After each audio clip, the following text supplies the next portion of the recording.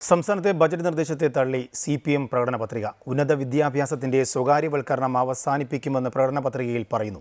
കേന്ദ്ര നികുതിയുടെ 50% സംസ്ഥാനങ്ങൾക്ക് നൽകുമെന്നും പൗരന്മാർക്ക് മേലുള്ള ഡിജിറ്റൽ നിരീക്ഷണം അവസാനിപ്പിക്കുമെന്നും പ്രകടന പത്രികയിൽ വാഗ്ദാനം നൽകുന്നു.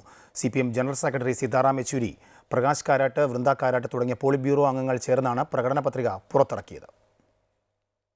ജാതി സെൻസസ് നടത്തുമെന്നും CPMന്റെ പ്രകടന പത്രികയിൽ പറയുന്നു. ആദിവാസികളുടെ അവകാശങ്ങൾ സംരക്ഷിക്കുമെന്നും തെരഞ്ഞെടുപ്പിനായി പാർട്ടികൾക്ക് കോർപ്പറേറ്റുകൾ ഫണ്ട് നൽകുന്നത് നിരോധിക്കുമെന്നും പ്രകടന പത്രികയിൽ പറയുന്നു. ഉന്നത വിദ്യാഭ്യാസ മേഖലയിൽ സ്വകാര്യ നിക്ഷേപം എന്നത് കേരള സർക്കാരിന്റെ തീരുമാനമല്ല എന്ന് CPM general secretary Sitaram Yechury വ്യക്തമാക്കി. ഇക്കാര്യത്തിൽ കേന്ദ്ര നിർദ്ദേശമുണ്ട് എന്ന് മാത്രമാണ് പറഞ്ഞതെന്ന് യെച്ചൂരി വിശദീകരിച്ചു. ഉന്നത വിദ്യാഭ്യാസ മേഖലയിലെ സ്വകാര്യവൽക്കരണം അവസാനിപ്പിക്കുമെന്ന് പ്രകടന പത്രികയിൽ പറയുന്ന സാഹചര്യത്തിലാണ് ഈ വിശദീകരണം.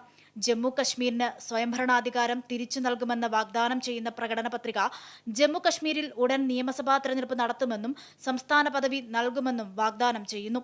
ഡിജിറ്റൽ വ്യക്തി സുരക്ഷാ നിയമം റദ്ദാക്കുമെന്നും മതത്തെ രാഷ്ട്രീയത്തിൽ നിന്നും വേർപെടുത്തണമെന്നും പറയുന്ന CPM പ്രകടന പത്രിക CAA റദ്ദാക്കുമെന്നും UAPA, PMLA എന്നിവ റദ്ദാക്കുമെന്നും ഉറപ്പു നൽകുന്നു. അധികാരത്തിൽ വന്നാൽ പെട്രോൾ ഡീസൽ വില കുറയ്ക്കുമെന്നും CPM പ്രകടന പത്രികയിൽ വാഗ്ദാനം ചെയ്യുന്നുണ്ട്.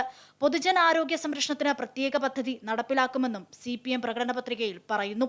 വനിതാ സംവരണം വേഗത്തിൽ നടപ്പിലാക്കുമെന്നും തൊഴിലുറപ്പ് പദ്ധതിയുടെ വിഹിതം ഇരട്ടിയായി വർദ്ധിപ്പിക്കുമെന്നും പ്രകടന പത്രികയിൽ പറയുന്നുണ്ട്. എന്നാൽ പൊതുമിനിമം പരിപാടിയുടെ അടിസ്ഥാനത്തിലാകും പ്രതിപക്ഷ സഖ്യം ഇന്ത്യയുടെ സർക്കാർ നിലവിൽ വരിക എന്ന് CPM general secretary Sitaram Yechury വ്യക്തമാക്കി. അമൃത ന്യൂസ്, ന്യൂഡൽഹി.